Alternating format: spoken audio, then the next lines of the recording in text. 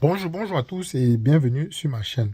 L'heure est grave au Cameroun. Le camp de Paul Biya est totalement en panique et Ngongo a décidé de mettre sur écoute tous les hauts gradés, les ministres et les hauts gradés militaires sur écoute parce qu'il les accuse d'être responsables des fuites d'informations qui permettent à Issa Chiroma Bakary d'échapper. Vous savez que dimanche dernier, les ordres avaient été donnés de capturer et d'assassiner Issa Chiroma, mais ça a échoué, il y a eu des fuites et ça a échoué. Ngongo était très remonté, il a décidé de payer les services de Pegasus, le logiciel espion le plus puissant au monde, créé par les Israélites, et il utilise ce logiciel-là pour écouter tous les ministres et les hauts gradés du gouvernement. Mais avant d'arriver sur Pegasus, j'aimerais qu'on remonte le temps. Et il y a quelques semaines, Jeune Afrique avait titré que Issa Chiroma Bakary avait refusé le titre de Premier ministre. Mais on sait que les Bruno Bidjan et tout ça sont venus démentir en disant que le gouvernement n'avait jamais proposé le titre de Premier ministre à Issa Chiroma Bakary. Aujourd'hui, Jean-Pierre Dupont nous donne beaucoup plus de détails. Hier, dans la vidéo, quand il vous a dit que Jean-Pierre Dupont travaillait avec Issa Chiroma Bakary, certains m'ont dit que non, je ne devrais pas le dire. Ce n'est pas moi qui le dis, c'est Jean-Pierre Dupont qui le dit. Et je vous fais écouter ces vidéos. Moi, je ne suis pas important, je ne suis pas aussi important que certaines personnes aimeraient bien que je suis. Je suis juste un YouTuber, quelqu'un qui découpe les vidéos pour vous montrer. Je n'ai aucune importance, les amis. Je mène mon petit combat. Je n'ai pas les moyens pour chasser Paul Biya. Je vous montre juste cette petite vidéo pour que vous puissiez avoir le moral élevé. Et certains qui me disent que les stratégies ne doivent pas être dites. Les stratégies ne doivent pas être dites. Mais c'est parce que vous vivez dans des républiques bananières qu'on ne vous dit pas les stratégie. C'est quoi la démocratie? Le gouvernement du peuple par le peuple pour le peuple. Donc on ne peut pas gouverner un peuple sans dire au peuple où est-ce qu'on a envie d'amener le peuple.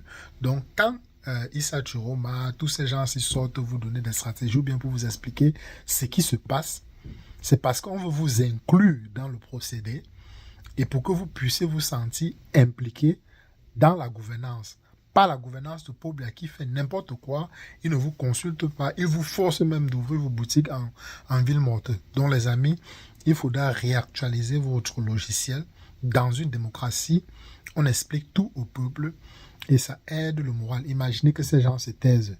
Beaucoup de personnes se seront déjà résignées et Paul Biya passera en force. C'est parce qu'il communique de temps en temps que les gens gardent le moral haut. Donc sans plus tarder, écoutons les explications de Jean-Pierre Dupont de comment est-ce que le clan de Paul Biya et de Ngongo ont proposé. Il y a eu des tractations entre la France, Paul Biya et Issa Chiroma Bakary. Donc, je vous fais donc écouter ces tractations. Laisse berner par le entourage. Là, ils étaient en négociation avant la proclamation des résultats. La France avait envoyé des émissaires au Cameroun.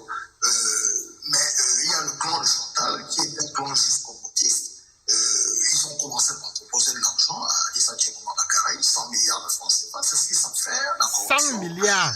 Ensuite, ils lui ont proposé le poste de Premier ministre, alors que ce que l'Élysée proposait, c'était que le président Biya reconnaisse sa défaite et qu'en guise de bonne volonté, Issa Chiroma s'engage à ne pas procéder à la chasse aux sorcières. Vous entendez les gens qui disent que Issa Chiroma est le pion de l'Afrique. Jean-Pierre Dupont dit que la France demandait à Paul Biya d'accepter sa défaite et en échange que Issa Chiroma ne fait pas les chasses aux sorcières, donc ne poursuit pas les ministres, tous les gens qui ont détourné massivement de fonds. Donc la France aimerait que Paul Biya s'en aille. Mais écoutez donc ce qui va se passer. Sur le plan matériel, qu'on continue à donner aux ministres les équipements au moins pour 3 ans, ainsi de suite. Donc, la France propose que tous les gens là laissent le pouvoir, qu'on va les payer pendant les 3 prochaines années, on ne va pas les poursuivre. Il y avait cette transition qu'on envisageait, mais vous allez les dire à cuire, Samuel Ayolo. Donc, Issa Chiroma était d'accord que laissez-moi le pouvoir, j'accepte que vous me donnez le pouvoir, vous faites une transition pacifique, je ne vais poursuivre personne, je ne veux pas faire des chasses aux sorcières, vous libérez, il n'y a pas de problème. Mais les gens comme les Vondo Ayolo n'étaient absolument pas d'accord. Ils décident de proposer 100 milliards de francs CFA à Issa Chiroma Bakary pour qu'il puisse reconnaître Paul Biya comme vainqueur et qu'il abandonne. Mais Issa Chiroma a refusé. Vous vous imaginez, on a donné 1 milliard à Kabal Libi. Imaginez qu'Issa Chiroma empochait les 100 milliards. Donc les gens qui disent que Issa Chiroma c'est un pion, il ne veut pas le combat, j'espère que vous écoutez cette vidéo et que vous allez donner à cet homme-là beaucoup plus de crédibilité.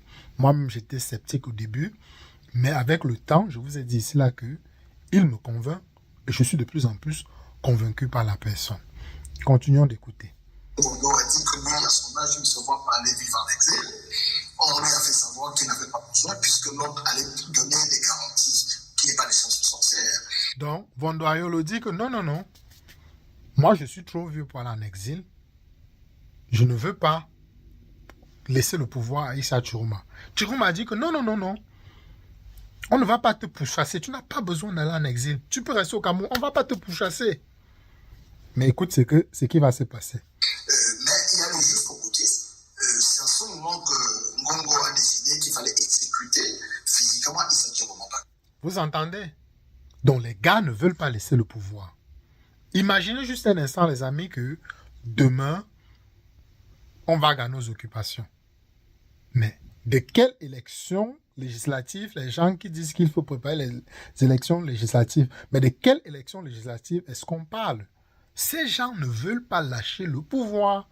On les a même promis qu'on ne va pas le poursuivre, on ne va pas faire des audits, on ne va rien faire, tout simplement pour qu'ils lâchent le pouvoir. Ils ne veulent pas. L'autre dit qu'il est trop vieux pour aller en exil.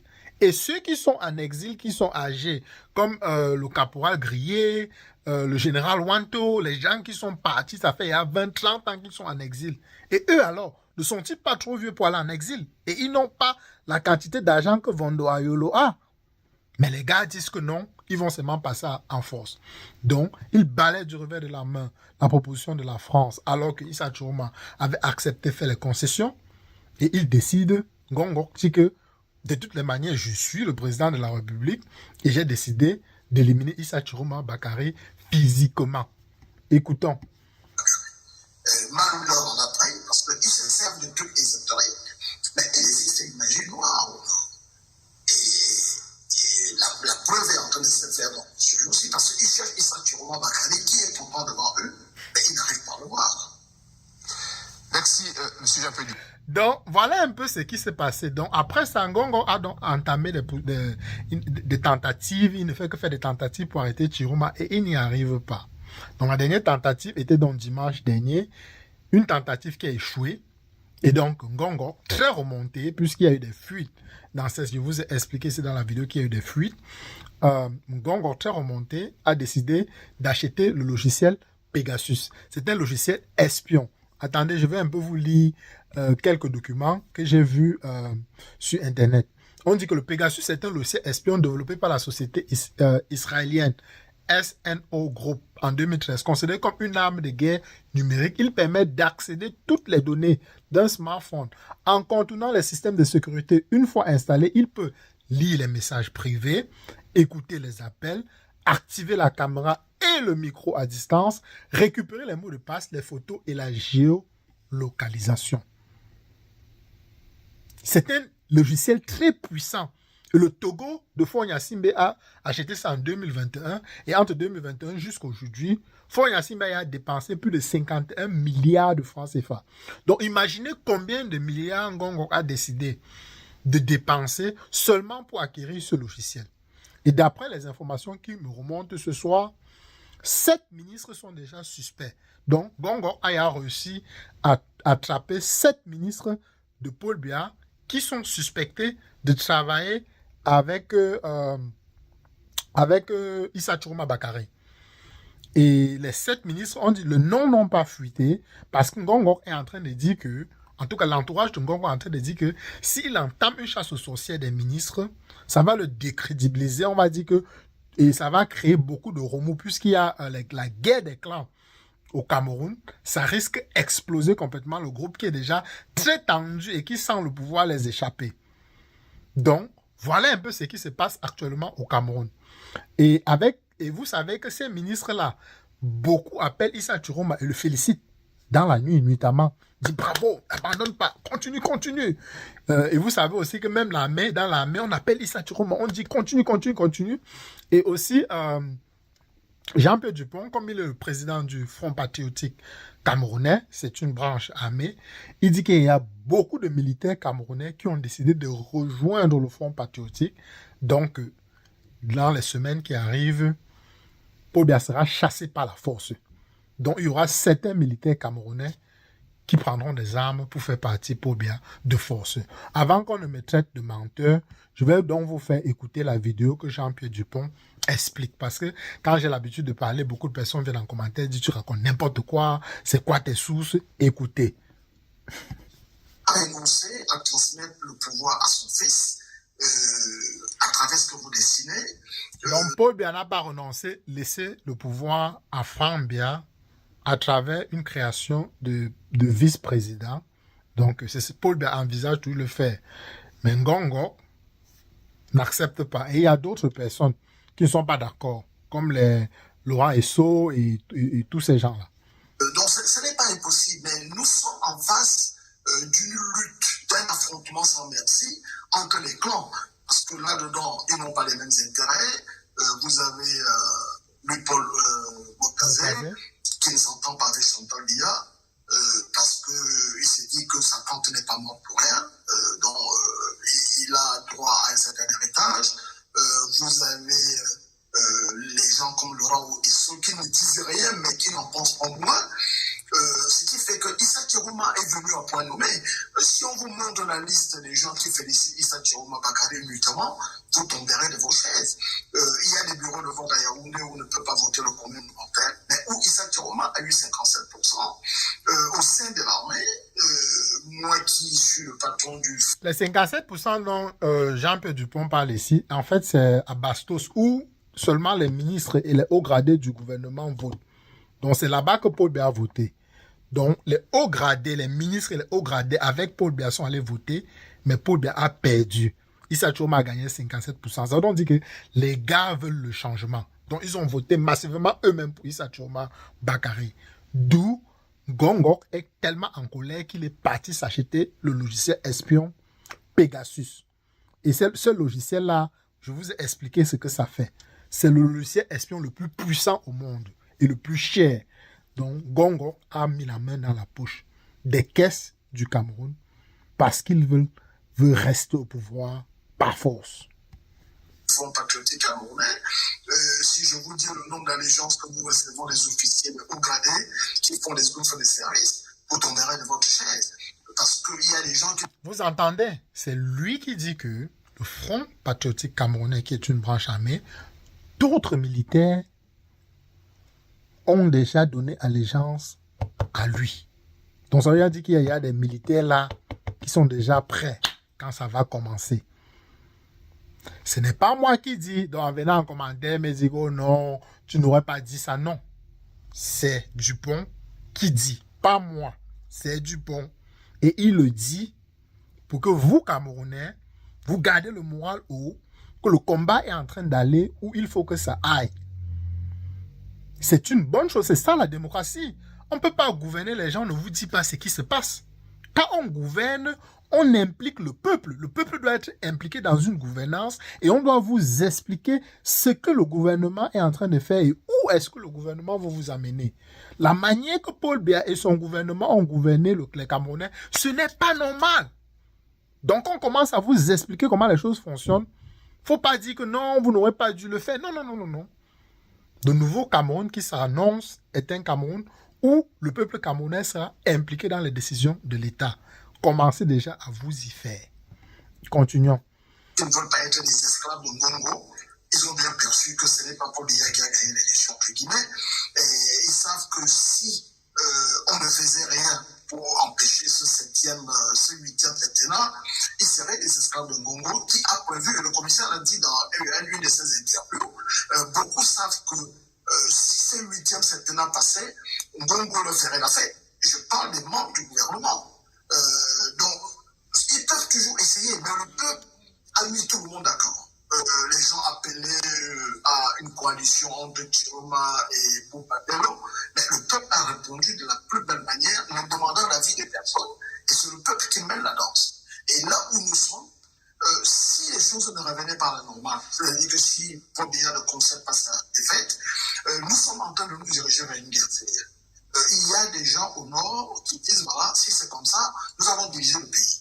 Parce que nous n'allons plus rester esclaves des gens qui nous prennent pour des déchets. Vous allez gouverner dans vos villages et nous allons gouverner dans nos villages. C'est le même son de cloche qui nous arrive de l'est du pays. C'est la même chose qui nous arrive du côté de nos frères de l'Amazonie.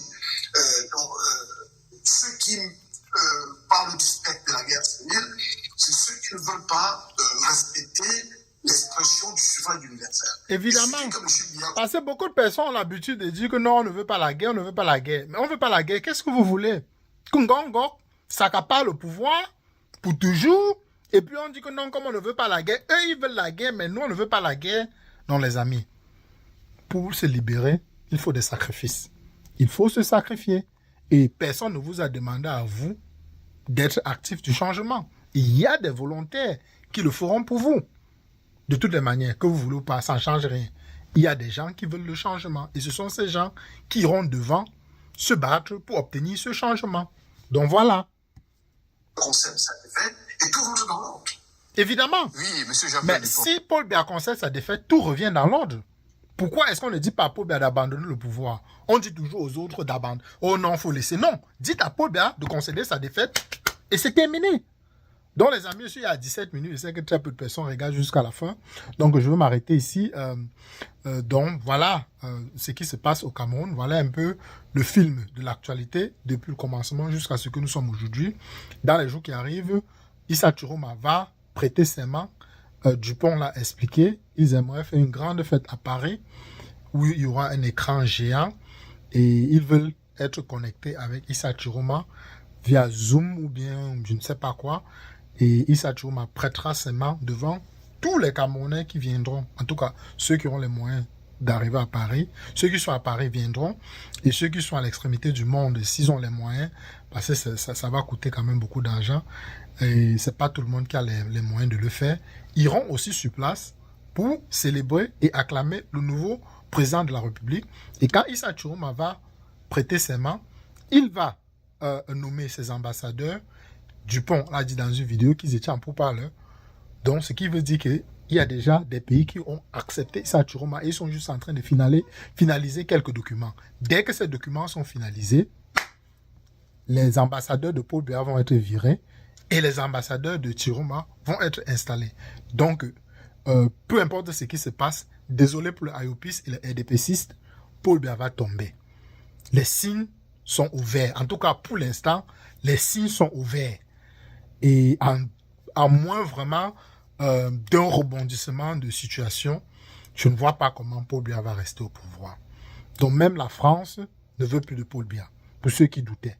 Ils ont proposé à Paul Biya de partir, mais qu'on ne les poursuit pas, Paul Biya a refusé. Donc voilà ce qui se passe au Cameroun, les amis. Qu'est-ce que vous pensez de toutes ces situations? D'accord, pas d'accord, je ne pense pas que ça va changer quelque chose, mais ce sont certains Camerounais, ils veulent en découdre, ils veulent mettre un terme à cette dictature. Est-ce qu'ils vont réussir? Seul l'avenir nous dira, mais au moins on peut saluer leur combat.